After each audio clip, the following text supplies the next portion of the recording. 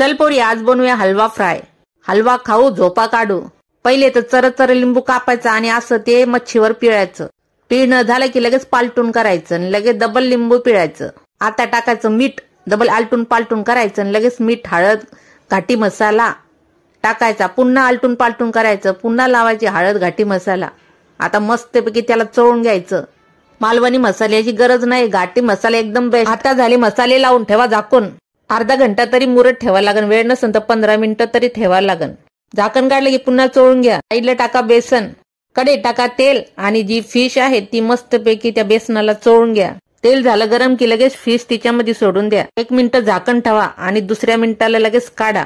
एक बाजू 5 मिनिटं, दुसरी बाजू 5 मिनिटं असं त्याला फ्राय करा. मग होईल हलवा कडक फ्राय. वरून टाका कोथिंबीर, पिळा लिंबू, मस्त सोबत कांदा आणि सणासण खाऊन घ्या. झाला हलवा फ्राय. घ्या खाऊन. खाऊन झालं तर ठोका एक लाईक.